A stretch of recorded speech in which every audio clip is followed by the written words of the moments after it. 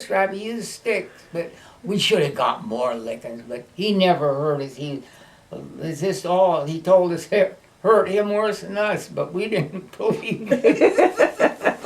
But, Now, how did you meet Mildred? huh? How did I was in the hospital. Oh, Yeah, I had a tumor, and then I had hemorrhoids real bad, and that tumor's what lowered the boom on me because I planted those spirea, if you know, by the house up there. There's a kind of a little ring of them around that big light pole home north of town here. oh, North. Those spirea, I planted all those, Oh, yeah. and I got them here at Nevins. I had a 1.5-ton truck, and they were all bunched in clumps, and they were cut off, about that tall. Well, I took those, I had a 1.5-ton truck, and I brought it back, and I had the hoist on. I raised up like this, and I let them, then they'd slide down a little bit. Well, I was playing them, and one of them came just rolling down there and hit me right in the abdomen here.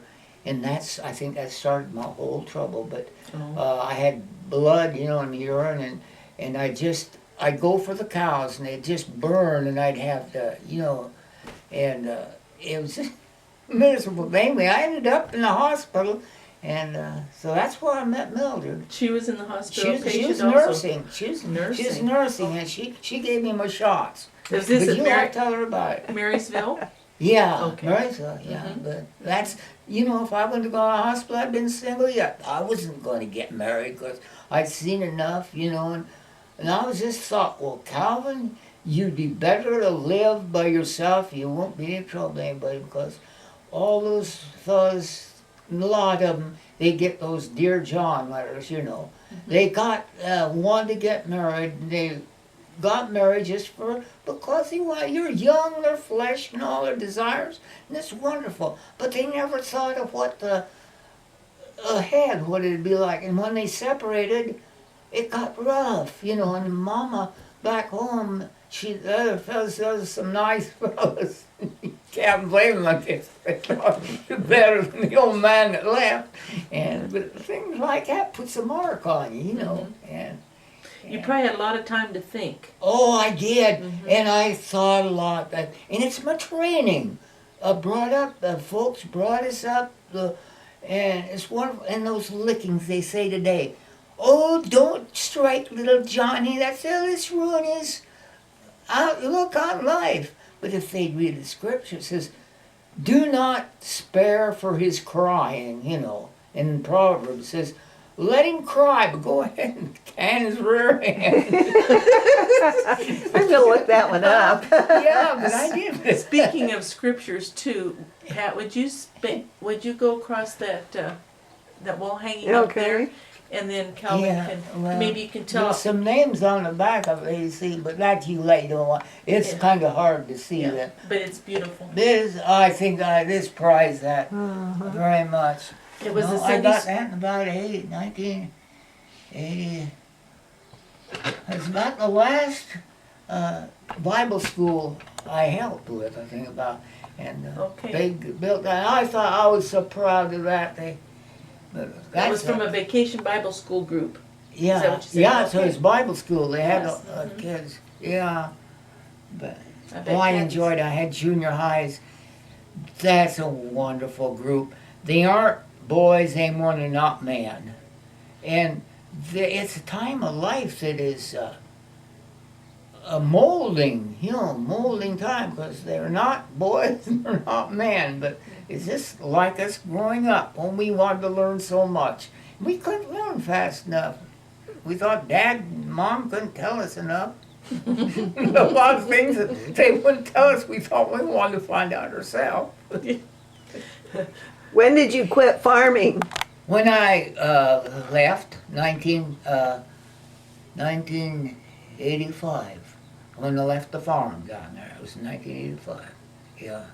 So, but I've farmed 62 years.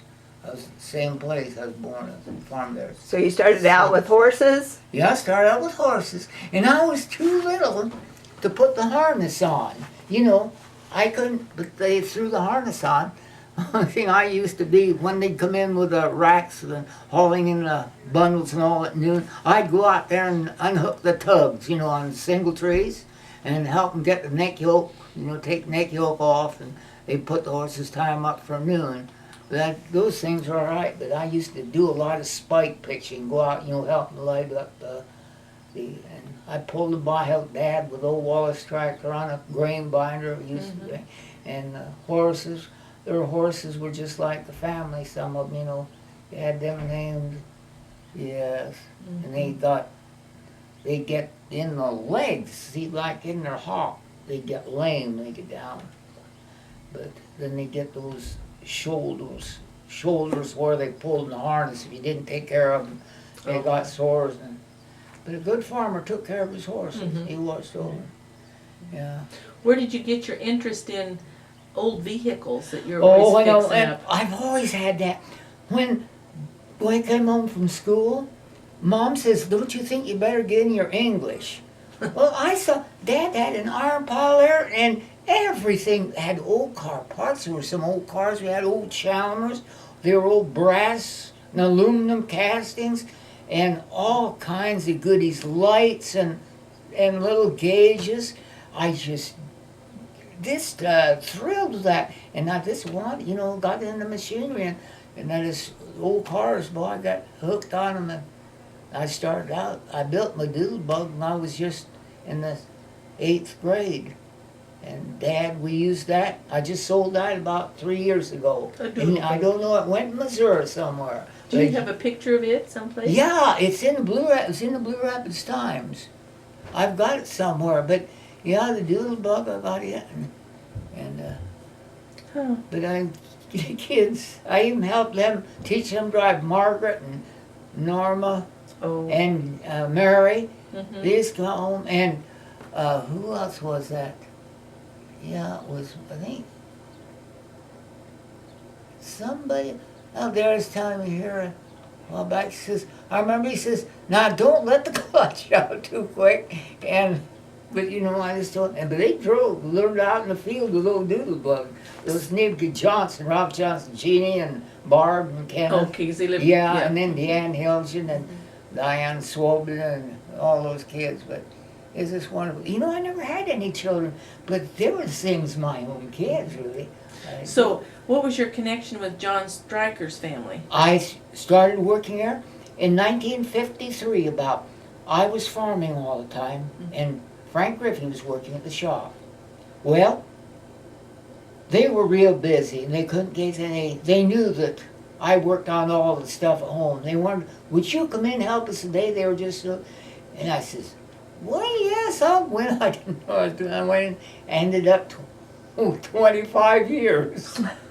Is this the shop to the north of Ray Yeah, Bass's? it's the main shop there, right? And that was a Griffey? Yeah, it's garage? Griffey's garage. And then we built that other one. Paul Musil worked in that one. Well, I worked in that one too, see. Okay. But I started out in the big one, but no, John, I worked for him all those years.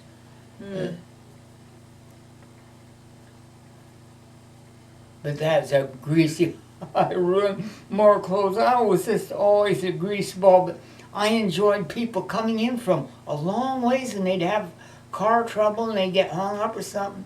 I'd get fix their car and get to visiting with them. And that's another thing about John, bless his heart. He started out, he says, "Calvin, I can't pay you much." He says, I says, "Now, John, don't even talk about it." I says, "You tell me, give all work, I'm going to work, And we started out, and I stuck by that. And I enjoyed so much. It wasn't much, but it was a prize, because we'd have people come in out of state. I'd get to visit with people, and John would never, if I got in there talking, he wouldn't bawl me out, taking time off talking to him, because he thought that is part of the, But I tell you, and I had people come back years later and write me letters. They remembered, and I met fine Christians, and they just. Well, John was a very gentle person. He himself. was, yeah. Yes, he was. But he was, and he well felt bad. respected. He wanted to pay me more, and a lot of people worked the mill. "Oh, you're crazy! you can get how many dollars, more money. And I says, well, you couldn't be happier. I says, and he needed me, and he enjoyed having me there. The work, I just enjoyed working. And their family so much enjoyed you also. Well, thank you. Margaret's No, talked about you they a lot. they're just, it was just like family. But no, the way I've been led, but they do anything for you, and it's just like when now Susan, they came in and when we had to move, Susan has. Oh, she's been a wonderful help. This like we're children, take over. But it's just wonderful the way they work. And now Norma, she's had a stroke. Yeah, that's too bad. But Susan, bless her dad, she took good care of Dad. And I told Keith, you've been born to take care of invalids and stuff like that. Oh. And I said, Mildred and I, we were all crippled, but they just spend their time and all, this. But she's just a faithful. She's a God. What she goes through, and she sticks with it. She's born again. She says I haven't been a Christian that long, Calvin. I said, yeah, I'm not nowhere near as much as you do, And I said, a lot of time we go through life and say, well, I didn't have any children. But I was reading in Isaiah 54, it says, greater are those people that don't have any children than the people that got the children, because the people that don't have any children have taken others under their wing, and they're going to have more children than the people that, it's kind of an encouragement too. Absolutely. Yeah, and in the Psalms, 113th Psalm and stuff like but What did you just got me talking, I was rattling. What did you do on the farm for, I guess, entertainment? No, didn't. Or did I you- worked, I had hay, I had alfalfa hay, I had cattle, and I worked for farmers. They break down the machinery, the combines, and break down. It was just a joy to go work. I just spent hours, I'd be working at night and daytime, but I got tired, but I always came back so quick. But now, Well, when you were growing up, as children, yeah. were there certain games that you guys would play? Oh or is yeah, it- we okay, played. What did you do? Oh yes, I made my own toys. I made Oh. a bicycle. I had a board and I lay it down. Had 2 wheels on it, and I took an old axle and I bent it to a little crank on it, one way and one this way, and I'd lay on it. Oh, did it go up and yeah, down? Oh. I'd lay on the thing and ride it, and it was just good. But Mom had the old. You remember the old utensils that were, they were big tin, they were a lot of tin, and they have a little lid on, a little Like knob on them. Enamelware? No, they're No. tin. Oh, They're tin. metal, Oh, okay. aluminum and metal. It was they were nice, but after years they got a little dings here and there. But that one, the knob was off of it, and Dad or somebody put a little piece of wire through it, and it was real nice, and it made a little eye in there. You'd hold that. But I'd go in the house, I'd get that, and I'd go outdoors, and I use it for a steering wheel. And I dreamed I was driving big trucks. I'd go around the house, I'd roll around, I'd be shifting gears, and that was small, but I was just driving and fixing stuff. I was just interested in all those old lights and old cars. So then you said you went to the NYA school in Eskridge. Eskridge, and that's the National Youth For administration, Okay. yes. And you went into the mechanic part because of your big interest in. Yeah, that's the fixing- reason, because I liked it. Now, we worked on aircraft engines and automobile. And, but I remember the thing you had to be careful, because the aircraft, all your threads are different. Your threads and your bolts are all different. Mm-hmm. But, in those are the days they had that big hill out there by the school where they had all the buildings. They had a great big hill. But one fella had an old twin ignition Nash. You wouldn't know it was. There's a big What hill you're speaking of? by Eskridge before you Eskridge go has a in. school, okay. It's a big hill there. Okay. Well, that fella had that big old twin ignition Nash. He used to get in that thing, and they go up that hill with. You got company Yes. again. This club, I just took after him. Dad worked on all the stuff like. He used to thrash, and I used to go out thrashing with him. And we had an old Wallace tractor with a Minneapolis separator. It was a 22-inch, and we got a 28-inch, and that was a case separator. But we'd go and thrash for all the neighbors, and I'd help them spike pitch for them. And, I learned so much. I had to go with a man to learn all about everything. So were there some other kids from Blue Rapids that went Yes. to the NYA school? No, Oh, no, I was the only Okay. one down there. Okay. I don't know why, because his dad knew that what I wanted, and I would have stayed there longer. But the way it was, Dad wasn't well at all. But I got in the fall, in the summer, I think I went down, and I got out about December. But Dad, and I was homesick too. And Dad needed me, and I enjoyed it so much down there too. But this is the way it worked out. But you got some good training there. Yes, it was good training. It really was. What was your parents' names and what was your mom's maiden name? Smirchik. You said that. I'm sorry. And Dad was Alfred Hammond. Alfred, what's his middle name? Hammond, Hammond. That's my Hammond. middle name Okay. too. Oh, okay. Yeah, Oh. yeah. So, Did your mother ever say anything about what she maybe did for the war effort back home? yes, she's What were just some of the canned. She canned. She had a garden, and she just raised chickens.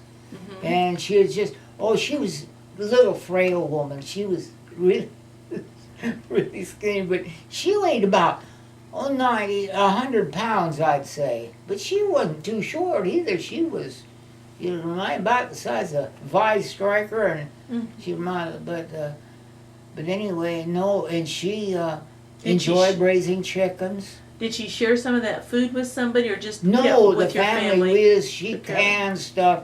And we butchered, but we never ate that much meat. But we had a lot of fruit trees, and she had a garden. Oh, she'd work in a garden, and she'd dry corn. You